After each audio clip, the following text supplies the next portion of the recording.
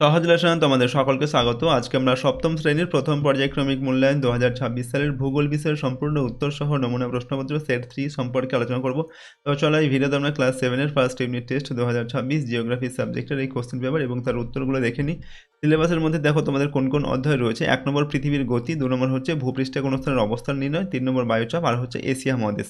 এই অধ্যায়গুলো তোমাদের ফার্স্ট সামেটিভ ইভ্যালুয়েশনের জন্য পড়তে হবে। এবার দেখো কী ধরনের প্রশ্ন তোমাদের পরীক্ষায় দেওয়া থাকবে। 30 নম্বরের পরীক্ষা হয়, সময় থাকবে 1 ঘন্টা। এপ্রিল মাসের প্রথমেই তোমাদের কিন্তু পরীক্ষা শুরু হবে ফার্স্ট সামেটিভ ইভ্যালুয়েশনের। প্রথমে 6টি এমসিকিউ প্রশ্ন দেওয়া থাকে, 1 নম্বর মানের প্রশ্ন, সঠিক উত্তর এগুলো বেছে নিয়ে লিখতে হবে। ওকে, দেখো প্রতিটা অধ্যায় থেকে 2টি করে প্রশ্ন থাকছে। এই এমসিকিউ প্রশ্ন বায়ুচাপ অধ্যায় থেকে সাধারণত থাকে না। এরপর হচ্ছে তোমাদের 1 নম্বর মানে যে অতি সংক্ষিপ্ত প্রশ্ন, সেগুলো লিখতে হবে 4টি, 1 × 4 = 4 সেখানে থাকবে আর কি। ঠিক আছে, এগুলো হচ্ছে প্রশ্নের মান 1 নম্বর। তো এই প্রশ্নগুলো দেখো তোমাদের 1 নম্বর আর 2 নম্বর অধ্যায় থেকে সাধারণত থাকছে না। ওকে, পরের দুটো অধ্যায় থেকে থাকছে। তারপর হচ্ছে তোমাদের 2 নম্বর মানে দুটির উত্তর লিখতে হবে 2 × 4 নম্বর। ওকে, এখানে তোমাদের পৃথিবীর গতি থেকে সাধারণত 2 নম্বর মানের প্রশ্ন থাকে। আর 3 নম্বর মানের প্রশ্ন হচ্ছে বায়ুচাপ, এখান থেকে সাধারণত দেওয়া থাকে 2টি প্রশ্ন, 3 × 6 নম্বর থাকবে। এক্সট্রা প্রশ্ন দেওয়া থাকতে পারে। আর 5 নম্বর মানের দুটির উত্তর লিখতে হবে 5 × 10 নম্বর। এটাই যে 5 নম্বর মানের প্রশ্ন তোমাদের সাধারণত এশিয়া মহাদেশ থেকে থাকে। তবে সব অধ্যায়গুলো তোমরা কিন্তু সমান গুরুত্ব সহকারে পড়বে। ওকে, তো এরকম প্যাটার্নে তোমাদের কিন্তু 30 নম্বরের পরীক্ষা হবে, সময় থাকবে 1 ঘন্টা ফার্স্ট সামেটিভ এক্সামে। চলো আমরা একটি প্রশ্নপত্র এবং তার উত্তরগুলো দেখে নিই। এখানে 1 নম্বর দাগে দেওয়া আছে সঠিক উত্তরটি বেছে নিয়ে লেখো 1 × 6 = 6। 1 নম্বর দাগে উত্তরগুলোতে দীর্ঘতম দিন হয় 21 মার্চ, 21 জুন না 22 ডিসেম্বর। সঠিক উত্তর লিখবে 21 জুন। 2 নম্বর দাগে ভারতের প্রমাণ সময়ের দ্রাঘিমা 88 ডিগ্রি 30 মিনিট পূর্ব, 82 ডিগ্রি 30 মিনিট পূর্ব, 82 ডিগ্রি 30 মিনিট পশ্চিম। সঠিক উত্তর হচ্ছে 82 ডিগ্রি 30 মিনিট পূর্ব। তারপর দেখো পিত নদী বলা হয় ইয়াংসি, আমুর, হোয়াংহো, সিকিয়াং। তো পিত নদী বলা হয় হোয়াংহো একে। তারপর হচ্ছে মহাবিষুবের তারিখটি হলো 21 মার্চ, 22 মার্চ না 23 মার্চ। তো মহাবিষুব হচ্ছে 21 মার্চ। মূল মধ্যরেখার বিপরীতে অবস্থিত দ্রাঘিমা রেখাটির কৌণিক মান হচ্ছে 180 ডিগ্রি, 0 ডিগ্রি, 90 ডিগ্রি। সঠিক উত্তর 180 ডিগ্রি। বায়ুর চাপ মাপা হয় থার্মোমিটার, হাইগ্রোমিটার না ব্যারোমিটার যন্ত্রের সাহায্যে। এখানে সঠিক উত্তর হচ্ছে ব্যারোমিটার যন্ত্রের সাহায্যে। তারপর 2 নম্বর দাগে এক কথায় উত্তর লিখতে হবে 1 × 4 = 4। 2-1 দাগে এশিয়া মহাদেশের উষ্ণতম স্থানের নাম লিখুন। তো এশিয়া মহাদেশের উষ্ণতম স্থান পাকিস্তানের জেকোবাবাদ। তারপর হচ্ছে বায়ুর চাপ মাপার যন্ত্রের নাম লিখুন। বায়ুর চাপ মাপার যন্ত্রের নাম ব্যারোমিটার। পরের প্রশ্ন, পন্টিক ও টরাস পর্বত শ্রেণীর মাঝে আছে ড্যাশ মালভূমি। তো পন্টিক ও টরাস এই পর্বত শ্রেণীর মাঝে রয়েছে আনাতোলিয়া মালভূমি। ঠিক আছে, এশিয়ার বৃহত্তম হ্রদের নাম হচ্ছে কাস্পিয়ান সাগর। এরপরের প্রশ্ন 3 নম্বর দাগে অনধিক 30 শব্দে যে কোনো 2টি প্রশ্নের উত্তর লিখতে হবে। 2 × 4 নম্বর দেওয়া আছে। অপসূর ও অনসূর কাকে বলে? তো অপসূর কিনা 4 জুলাই সূর্য থেকে পৃথিবীর দূরত্ব সব থেকে বেশি হয়, প্রায় 15 কোটি 20 লক্ষ কিলোমিটার। একে পৃথিবীর অপসূর অবস্থান বলে। আর 3 জানুয়ারি সূর্য থেকে পৃথিবীর দূরত্ব সবচেয়ে কম হয়, প্রায় 14 কোটি 70 লক্ষ কিলোমিটার। একে পৃথিবীর অনসূর অবস্থান বলে। তারপর 3-এর 2 নম্বর অধিবর্ষের সংক্ষিপ্ত ব্যাখ্যা দাও। পৃথিবীর সূর্যকে একবার পরিক্রমণ করতে সময় লাগে 365 দিন 5 ঘন্টা 48 মিনিট 46 সেকেন্ড। 365 বা 365 দিন 6 ঘন্টা, কিন্তু 365 দিনে 1 বছর ধরা হয়। এখন এই 6 ঘন্টা সময় অতিরিক্ত থেকে যায়। এই 6 ঘন্টাকে প্রতি 4 বছর অন্তর ফেব্রুয়ারি মাসে 1 দিন বাড়িয়ে 29 দিন ধরা হয়, অর্থাৎ 4 × 6 = 24 ঘন্টা। 24 ঘন্টা মানে হচ্ছে 1 দিন। তো এই 1 দিনটা ফেব্রুয়ারি মাসে বাড়িয়ে দিয়ে 29 দিন করা হয়। ফেব্রুয়ারি মাস সাধারণত 28 দিনের হয়। তো এই 4 বছর অন্তর বাড়িয়ে দিয়ে 29 দিন করা হয় সেই বছরটিকে, সেই মাসটিকে। আর সেই বছরটি হচ্ছে কী হয় দেখো, ওই বছরটিকে 366 দিনে বছর ধরা হয়। একে লিপ ইয়ার বা অধিবর্ষ বলে। ওকে, অর্থাৎ 1 দিন বেড়ে যাচ্ছে একটা বছরে, তো বছরটা 365 থেকে 366 দিন হয়ে যায়। এরপর দেখো সাধারণভাবে খ্রিস্টাব্দ সংখ্যাকে 4 দিয়ে ভাগ করলে যদি কোনো ভাগশেষ না থাকে তবে ওই বছরকে লিপ ইয়ার বা অধিবর্ষ বলা হয়। এরপর 3 নম্বর দাগে টিকা লিখতে হবে এখানে মুক্তি বেগ সম্পর্কে। তো যে ন্যূনতম গতিবেগে কোনো বস্তুকে পৃথিবী থেকে ছুঁড়লে বস্তুটি ভূপৃষ্ঠে আর ফিরে আসে না, পৃথিবীর মহাকর্ষীয় আকর্ষণ কাটিয়ে বাইরে চলে যায়, তাকে মুক্তি বেগ বলে। পৃথিবীর মুক্তি বেগ প্রতি সেকেন্ডে 12.2 কিলোমিটার। এরপর টিকা লিখতে হবে আন্তর্জাতিক তারিখ রেখা সম্পর্কে। 180 ডিগ্রি দ্রাঘিমা রেখা বরাবর বিস্তৃত যে কাল্পনিক রেখার সাহায্যে পৃথিবীর বিভিন্ন অংশের দিন বা তারিখ নির্ণয় করা হয় তাকে আন্তর্জাতিক তারিখ রেখা বলে। 180 ডিগ্রি দ্রাঘিমা রেখাকে পূর্ব বা পশ্চিম দিক থেকে অতিক্রম করলে 1 দিন বেড়ে বা কমে যায় বলে এই রেখাকে আন্তর্জাতিক তারিখ রেখা হিসেবে গণ্য করা হয়েছে। এই আন্তর্জাতিক তারিখ রেখা অতিক্রম করে পূর্ব গোলার্ধে প্রবেশ করলে 1 দিন বেড়ে যায় এবং পশ্চিম গোলার্ধে প্রবেশ করলে 1 দিন কমে যায়। আর 4 নম্বর দেখার প্রশ্ন, অনধিক 50 শব্দে যে কোনো দুটি প্রশ্নের উত্তর লিখতে হবে। প্রশ্ন নাম্বার 3 নম্বর করে 3 দুগুণে 6 নম্বর। 4-এর 1-এর প্রশ্ন, এশিয়ার নিরক্ষীয় জলবায়ু কিভাবে এই অঞ্চলের উদ্ভিদকে প্রভাবিত করেছে? তো নিরক্ষরেখার কাছাকাছি 10 ডিগ্রি উত্তর অক্ষরেখা থেকে 10 ডিগ্রি দক্ষিণ অক্ষরেখার মধ্যে এশিয়া মহাদেশের ইন্দোনেশিয়া, মালদ্বীপ, শ্রীলঙ্কা, সিঙ্গাপুর প্রভৃতি দেশে নিরক্ষীয় জলবায়ু দেখা যায়। নিরক্ষীয় জলবায়ুর প্রধান বৈশিষ্ট্য কি? 1 নম্বর, নিরক্ষরেখার ওপর সূর্যরশ্মি লম্বভাবে পড়ায় সারা বছর অধিক উষ্ণতা থাকে। 2 নম্বর, এই অঞ্চলের বার্ষিক গড় উষ্ণতা 25 ডিগ্রি থেকে 30 ডিগ্রি সেন্টিগ্রেড থাকে। 3 নম্বর, প্রতিদিন বিকেলে পরিচালন বৃষ্টিপাত হয় এই অঞ্চলে। এখানকার বার্ষিক বৃষ্টিপাতের পরিমাণ 200 থেকে 250 সেন্টিমিটার। স্বাভাবিক উদ্ভিদের উপর প্রভাব, নিরক্ষীয় অঞ্চলে বেশি উষ্ণতা ও বেশি বৃষ্টিপাতের জন্য ঘন চিরহরিৎ ও চিরসবুজ গাছ দেখা যায়, যেমন মেহগুনি, রোজউড, আয়রন উড, সেগুন, রবার, সিঙ্কোনা ইত্যাদি উদ্ভিদ। তারপর 4-এর 2 নম্বর, অক্ষরেখা ও দ্রাঘিমা রেখার মধ্যে পার্থক্য লিখতে হবে। তো অক্ষরেখা আর দ্রাঘিমা রেখার পার্থক্য কী রয়েছে দেখো।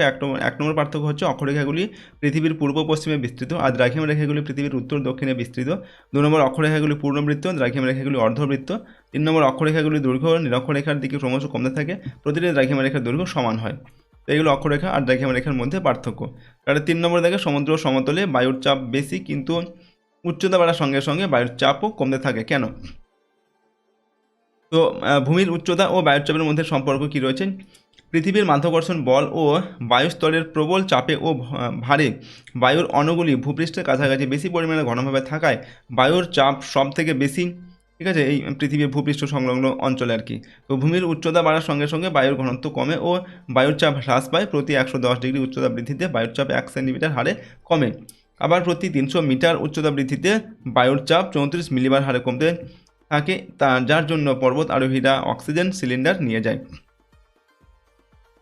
তার 4 নম্বর হচ্ছে, পৃথিবীর পরিক্রমণ গতির ফলাফলগুলি লেখো। তো পৃথিবীর পরিক্রমণ গতি বা বার্ষিক গতির ফলাফলগুলি হচ্ছে: 1 নম্বর, দিন রাত্রের হ্রাস বৃদ্ধি। সূর্যকে প্রদক্ষিণ করার সময় পৃথিবীর মেরুরেখা তার কক্ষতলের সাথে 66.12 ডিগ্রি কোণে অবস্থান করে, ফলে সূর্য কখনো উত্তর গোলার্ধে কর্কটক্রান্তির রেখার উপর, আবার কখনো দক্ষিণ গোলার্ধে মকরক্রান্তির রেখার উপর লম্বভাবে কিরণ দেয়। এর ফলে উত্তর এবং দক্ষিণ গোলার্ধে বছরের বিভিন্ন সময়ে দিনরাত্রির দৈর্ঘ্যের হ্রাস বৃদ্ধি ঘটে। 2 নম্বর, ঋতু পরিবর্তন। সূর্য থেকে পৃথিবীর দূরত্ব বছরের বিভিন্ন সময়ে পরিবর্তিত হয়। পৃথিবীর মেরুরেখা তার কক্ষতলের সাথে 66.12 ডিগ্রি কোণে হেলে থাকার ফলে এবং পৃথিবী গোলাকার হওয়ার ফলে ভূপৃষ্ঠের সর্বত্র সূর্যরশ্মি একই কোণে পড়ে না, কোথাও লম্বভাবে কোথাও তির্যকভাবে পড়ার ফলে বিভিন্ন স্থানের তাপের তাপমাত্রা দেখা যায়, তাপের তারতম্য দেখা যায় বা পার্থক্য দেখা যায় তাপের। এইভাবে উষ্ণতার হ্রাস বৃদ্ধি অনুযায়ী বছরের বিভিন্ন সময়ে নানান স্থানে নানা ঋতু বিরাজ করে। 5 নম্বর দেখার প্রশ্ন হচ্ছে, অনধিক 80 শব্দে যে কোনো দুটি প্রশ্নের উত্তর লিখতে হবে। প্রশ্নের মান 5 নম্বর করে, 5 থেকে 10 নম্বর দেওয়া আছে। 5-এর 1-এর দাগে বায়ুচাপের পার্থক্যের কারণগুলি আলোচনা করো। তো নাম্বার ক দিয়ে লিখছি। বায়ুচাপের পার্থক্যের কারণগুলি হচ্ছে: 1 নম্বর, বায়ুর উষ্ণতা। বায়ুর উষ্ণতা বায়ুর চাপের পার্থক্যের প্রধান কারণ। সূর্যতাপে বায়ু উত্তপ্ত হলে বায়ুর অণুগুলি গতিশীল হয়ে পড়ে ও পরস্পরের থেকে দূরে সরে যেতে থাকে, ফলে উষ্ণ বায়ু হালকা ও প্রসারিত হওয়ায় বায়ুর ঘনত্ব কমে যায় এবং বায়ুর চাপও কমে। আবার বায়ু শীতল হলে সংকুচিত হয় এবং ঘনত্ব বেড়ে যাওয়ায় বায়ুর চাপ বাড়ে। এ কারণে শীতল মেরু অঞ্চলে বায়ুর চাপ বেশি ও উষ্ণ নিরক্ষীয় অঞ্চলে বায়ুর চাপ কম হয়। এরপর নাম্বার বি, ভূমির উচ্চতা। পৃথিবীর মাধ্যাকর্ষণ বল ও বায়ুস্তরের প্রবল চাপে ও ভারে বায়ুর অণুগুলি ভূপৃষ্ঠের কাছাকাছি বেশি পরিমাণে ঘনভাবে থাকায় বায়ুর চাপ সবথেকে বেশি। ভূমির উচ্চতা বাড়ার সঙ্গে সঙ্গে বায়ুর ঘনত্ব কমে ও বায়ুর চাপ হ্রাস পায়। তারপর নাম্বার সি হচ্ছে জলীয় বাষ্প। জলীয় বাষ্পযুক্ত আর্দ্র বায়ু শুষ্ক বায়ুর থেকে হালকা বলে বায়ুর চাপও কম হয়, তাই বায়ুতে জলীয় বাষ্প মিশলে বায়ুর চাপ হ্রাস পায়, অর্থাৎ নিম্নচাপ তৈরি হয়। তারপর নাম্বার ডি হচ্ছে পৃথিবীর আবর্তন। পৃথিবীর আবর্তন গতির জন্য বায়ুমণ্ডলের বায়ু দুই ক্রান্তীয় অঞ্চলের দিকে বিক্ষিপ্ত হয়। এ কারণে নিরক্ষরেখার কাছাকাছি অঞ্চলে আবর্তন বেগ সর্বাধিক বলে নিম্নচাপ তৈরি হয় এবং মেরু অঞ্চলে আবর্তন বেগ সবচেয়ে কম বলে বায়ুচাপ বেশি। তারপরে 5-এর 2 নম্বর হচ্ছে, এশিয়া মহাদেশকে চরম বৈচিত্র্যের মহাদেশ বলে কেন? তো পৃথিবীর বৃহত্তম মহাদেশ এশিয়ার ভূপ্রকৃতির নদনদী হ্রদ, জলবায়ু ও স্বাভাবিক উদ্ভিদের স্বতন্ত্র বৈশিষ্ট্যকে চরম বৈশিষ্ট্যের স্বতন্ত্র বৈশিষ্ট্য এশিয়াকে চরম বৈশিষ্ট্যের মহাদেশ বা চরম বৈচিত্র্যের মহাদেশে পরিণত করেছে। কারণ হচ্ছে নাম্বার এ, ভূপ্রাকৃতিক বৈচিত্র্য। এশিয়া মহাদেশে অবস্থিত পৃথিবীর উচ্চতম পর্বতশৃঙ্গ মাউন্ট এভারেস্ট, উচ্চতম মালভূমি পামির, বৃহত্তম মালভূমি তিব্বত, প্রাচীনতম ভঙ্গিল পর্বত আরাবল্লী ও বৃহত্তম সমভূমি সাইবেরিয়া প্রভৃতি প্রকৃতির বৈচিত্র্য নির্দেশ করে। নাম্বার বি হচ্ছে মরুভূমির বৈচিত্র্য। এই মহাদেশের আরব, সাহারা প্রভৃতি উষ্ণ মরুভূমির পাশাপাশি লাদাখ, গোবি, আনাতোলিয়া প্রভৃতি শীতল মরুভূমির অবস্থান লক্ষ্য করা যায়। জলবায়ুগত বৈচিত্র্য। এশিয়া মহাদেশে অবস্থিত পৃথিবীর উষ্ণতম স্থান জেকোবাবাদ, শীতলতম স্থান ওইকিয়াকন এবং সর্বাধিক বর্ষণ বহুল স্থান মৌসিনরাম এবং শুষ্কতম স্থান বার এল খালি এই মহাদেশের জলবায়ুর চরমতার উদাহরণ। নাম্বার বি দিয়ে লিখছি, দেখো নদ, নদী ও হ্রদের বৈচিত্র্য। পৃথিবীর বৃহত্তম হ্রদ কাস্পিয়ান সাগর, গভীরতম হ্রদ বৈকাল, সর্বাধিক লবণাক্ত ও নিম্নতম হ্রদ মরুসাগর এশিয়ায় অবস্থিত। নাম্বার ই স্বাভাবিক উদ্ভিদের বৈচিত্র্য। এশিয়ার দক্ষিণে চিরসবুজ ঘন বনভূমি, উপকূলীয় অংশে লবণাম্ব উদ্ভিদের ম্যানগ্রোভ অরণ্য, উত্তরে পৃথিবীর বৃহত্তম সরলবর্গীয় অরণ্য তৈগা এবং উষ্ণ মরুভূমিতে জেরোফাইট উদ্ভিদ দেখা যায়। নাম্বার এফ জনবসতি। এশিয়া মহাদেশের সর্বত্র জনঘনত্ব সমান নয়। দক্ষিণ পূর্ব এশিয়ার দেশগুলি অত্যন্ত জনবহুল হলেও মধ্যপ্রাচ্যের দেশগুলিতে প্রতিকূল জলবায়ুর কারণে স্বল্প জনবসতি দেখা যায়। এই সকল কারণে এশিয়াকে চরম বৈশিষ্ট্যের মহাদেশ বলা হয়। এরপর দেখো 3 নম্বর হচ্ছে এশিয়ার দক্ষিণ বাহিনী নদীর বৈশিষ্ট্য লেখন।